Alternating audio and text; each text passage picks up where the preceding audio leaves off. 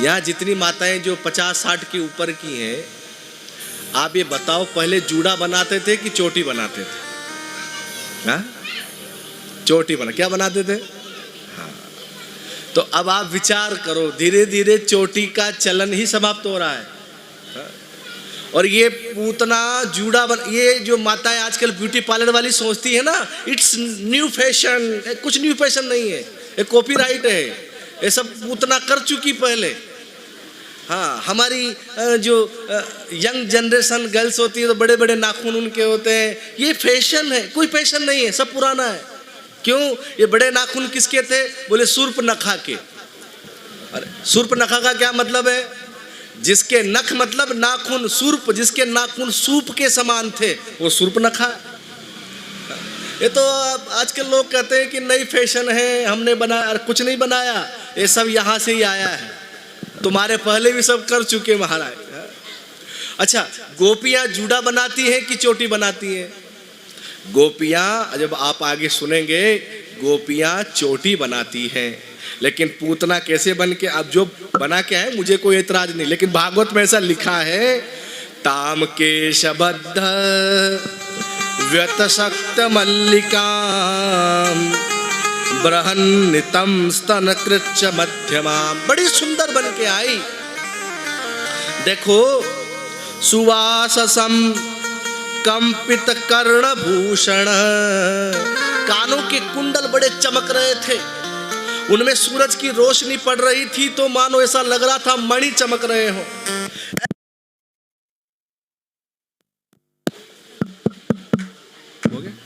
बोल वृंदावन बिहारी लाल की। पूतना आई है तो कुछ ना कुछ तो होगा ना। तो कैसी पूतना है? बड़ी सुंदर दिखाई दे रही है। देखो, बस यही अंतर है भक्त में और पाखंड करने वाले। पाखंडी को बनना पड़ता है, भक्त को बनना नहीं पड़ता।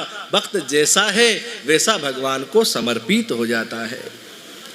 और जब पूतना आई है महाराज, तब आवाज लगाई है, अरे यशोदा बहिन, ओ यशोदा बहिन। अब भगवान अंदर सो रहे थे, छोटी छोटी भगवान की आंखें हैं। भगवान ने आंखें खोल करके देखा, लगता है कोई अतिथि आया है। भगवान ने आंख खोली और सुना ये क्या कर रही है, तो पूतना कर रही थी, अरे यशोदा बहिन, ओ यशोदा बहिन। ठाकुर जी ने कहा, मेरी माँ को बहिन कर रही है, अब तो ये मेरी मौसी हो गई। अब क्या होगा? तो मेरे लिए धर्म संकट हो गया। क्या? कि मेरी माँ को जो गति देना चाहिए, अब मुझे इसको वो गति देनी पड़ेगी। मेरी बहन, मेरी मौसी हो गई। और भगवान कह रहे अतिथि है, इसकी पुण्य तिथि भी आज ही होगी, क्योंकि आई है ना, तो पुण्य अतिथि की पुण्य तिथि भी उसी दिन है महाराज। पूतना को देख करके यशोदा जी ने कहा, इस गोपी को पहले कभी देखा नहीं, कहां से आई हो? बड़े बड़े दूर से आई हूं, मुझे भी देखने दो। महाराज यशोदा जी कुछ काम करने चली गई। पूतना ने भगवान श्री कृष्ण को गोद में उठाया, और जैसे ही गोद में उठाया, भगवान ने क्या किया? विबुध्यतां बालक मारिकाग्रह चराचरात्मा सनिमीलिते क्षण। चराचर के स्वामी ने जैसे ही पूतना ने उठाया, भगवान ने अपनी आंखें बंद कर ली। भगवान ने आंखें बंद क्यों की? इसमें संतों ने अनेक भाव निकाले हैं। भगवान ने आंख इसलिए बंद कर ली कि भगवान सोच रहे हैं कि मैं तो यहाँ दूध दही माखन खाने आया था, ये प्रारंभ में ही जहर लेके आ गई, अब मैं जहर कैसे पीऊं? मानो भगवान ये सोच रहे हैं, इसीलिए भगवान ने आंखें बंद कर ली। किसी संत ने कहा नहीं नहीं इसलिए आंखें बंद नहीं की, तो बोले भगवान ने तो इसलिए आंखें बंद कर ली कि भगवान कह रहे हैं कि ये दूध पीने का काम हमारा है, लेकिन जहर पीने का काम हमारा नहीं है। जहर पीने का काम तो महादेव का है। तो मानो भगवान आंख बंद करके महादेव को याद कर रहे हैं, भोलेनाथ ये जहर पीने का काम आपका है, आ जाओ और जहर का पान करो महाराज। इसीलिए पूतना को देख के भगवान ने अपनी आंखें बंद की। एक संत ने कहा नहीं नहीं नहीं, इसीलिए आंखें बंद नहीं की। तो भगवान ने तो इसीलिए आंखें बंद कर ली। देखो छोटे छोटे बालकों को जब माताएं दवा पिलाती है ना, कड़वी, तो कड़वी दवा को पिलाने के लिए माताएं बच्चे से क्या बोलती है? आंख बंद करके पी जा। क्या बोलती है? अरे यहाँ इटावा में बोलते हैं कि नहीं बोलते? ऐसे बोलते हैं ना। छोटा बालक हो 3 साल का और दवा पिलानी हो तो आंख बंद करके पी जा। तो भगवान सोच रहे हैं कि पीना तो है ही, तो अब आंख बंद करके पी जाते। इसीलिए भगवान ने अपनी आंखें बंद कर ली। एक संत ने कहा नहीं नहीं, इसीलिए आंखें बंद नहीं की। तो बोले भगवान ने तो इसीलिए आंखें बंद कर ली कि भगवान आंख बंद करके ये सोच रहे हैं कि ये मुझे मारने आई है, लेकिन बनकर के ये माँ आई है क्योंकि मुझे दूध पिलाएगी। तो दूध कौन पिलाता है? माँ पिलाती है। और ये मुझे मारने आई है, तो अब मैं इसको कौन सी गति दूं? मैं इसको नरक भेजूं कि स्वर्ग भेजूं? तो भगवान ये चिंतन कर रहे हैं कि मैं इसको कहाँ भेजूं। इसीलिए भगवान ने आंखें बंद कर ली।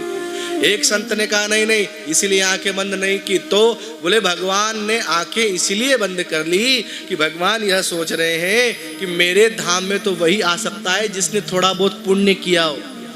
अब भगवान सोच रहे हैं आंख बंद करके कि इस जन्म में तो इसने कोई पुण्य किया नहीं है, अगले जन्म में कोई पुण्य किया हो तो वो मैं देख लेता हूँ। तो जब भगवान ने देखा आंख बंद करके कि ये अगले जन्म में कौन थी, बोले अगले जन्म में राजा बलि की बेटी थी। और जब मैं वामन बन के आया तो इसके मन में आया कितना सुंदर बालक है, ऐसा बालक हो तो मैं भी दूध पिलाऊं। लेकिन जब मैंने विराट रूप ले लिया तो इसी कन्या के मन में आया कि ऐसे बालक को तो मैं जहर दे के मार दूं। तो भगवान ने कहा चिंता मत करो, मार तो नहीं पाओगी लेकिन जहर देने जरूर आ जाना। तो भगवान चिंतन कर रहे कि इसका पहले कोई पुण्य हो, तो पहले भी कोई पुण्य नजर नहीं आया। तो भगवान पुण्य को विचार कर रहे हैं, इसीलिए भगवान ने आंखें बंद कर ली। किसी ने कहा नहीं नहीं, इसीलिए आंखें बंद नहीं की। तो बोले भगवान ने तो इसीलिए आंखें बंद कर ली कि भगवान के जो नेत्र हैं वो सबको प्राप्त नहीं होते हैं। देखो भगवान तक जाने के 2 मार्ग हैं, चंद्र मार्ग और सूर्य मार्ग। अब चंद्र मार्ग कह रहा है कि ये बड़ी पापी है, मैं इसको मेरे मार्ग से नहीं जाने दूंगा, इसलिए चंद्र मार्ग बंद हो गया। तो सूर्य मार्ग ने कहा जब चंद्र मार्ग नहीं जाने दे रहा तो मैं क्यों जाने दूंगा, तो सूर्य मार्ग भी बंद हो गया। तो भगवान आंख बंद करके दोनों को समझा रहे हैं कि मैं तुम्हें समझा रहा हूं, अरे कोई तो दरवाजा खोलो। तो इसलिए भगवान ने आंखें बंद कर ली। या फिर भगवान ने आंखें इसलिए बंद कर ली क्योंकि भगवान के नेत्र तो राजहंस हैं। और पूतना कौन है? पूतना बकी है, बगुली है। क्या है? बगुले की बहन है बकासुर, उसकी बहन बकी, इसीलिए पूतना का एक रूप है बगुली। अब जो राजहंस होते हैं वो बगुली के ऊपर दृष्टि ही क्यों डालेंगे, इसीलिए भगवान ने आंखें बंद कर ली। या तो भगवान ने आंखें इसलिए बंद कर ली होगी, भगवान ने मन में सोचा कि बेचारी इतना लिपापोती करके आई है, पूरी माया बन के आई है, पूरी माया का रूप लेके आई है, तो कितनी मेहनत लगी होगी इसको निमटने में, तैयार होने में।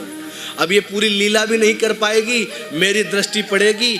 मेरी दृष्टि जहाँ पड़ती है वहाँ माया काम नहीं करती है। मेरी दृष्टि का प्रभाव है, जहाँ मेरी दृष्टि पड़ती है वहाँ माया काम नहीं करती है। और सबके ऊपर भगवान की दृष्टि जाती भी नहीं है। आप मानस में चलिए, वहाँ शूर्पणखा भगवान राम को पाने के लिए आती है, और जब पाने के लिए आती हैं तो राम से आकर के कहती हैं कि मेरे समान कोई सुंदर नहीं है और तुम्हारे समान मैंने कोई देखा नहीं। हाँ, मैं जितनी सुंदर हूँ उतने सुंदर तो तुम भी नहीं हो। ये कौन कह रही है? शूर्पणखा कह रही है भगवान राम से कि मैं जितनी सुंदर हूँ उतने सुंदर तो तुम नहीं हो, लेकिन फिर भी मैं उसको आज की भाषा में कहो तो एडजस्ट कर लूंगी। भगवान राम ने कहा कि देखो, अच्छा भगवान राम बात कर रहे हैं शूर्पणखा से, लेकिन देख सीता जी को रहे हैं। सीतई चित करी प्रभु कर बाता, कहीं कुमार मोर लघु भ्राता।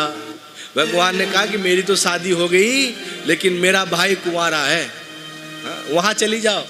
तो वो कैसी थी? तुरंत वहां चली गई लखन जी के पास। लखन जी से जाके कहती है तुम्हारा भाई नहीं मान रहा है, तुम कर लो मुझसे शादी, तुम भी थोड़े ठीक लगते हो। लखन जी ने कहा बस यही तो तुझ में कमी है। अरे वो राजा है, हाँ हाँ, और मैं तो उनका सेवक हूँ, और अगर तुम मुझसे शादी करेगी तो तू भी दासी बन जाएगी, तुझे दासी बनना स्वीकार है? बोले नहीं नहीं, मैं दासी नहीं बनूंगी, मैं वापस वहाँ जाती हूँ। अरे तुम्हारा भाई तो नौकर है, सेवक है, उससे शादी नहीं करूँगी, तुम शादी कर लो। ऐसे उसको बार बार इधर से उधर कितना भी किया, लेकिन भगवान ने उसके ऊपर दृष्टि नहीं डाली। ये दृष्टि भगवान सब पर नहीं डालते।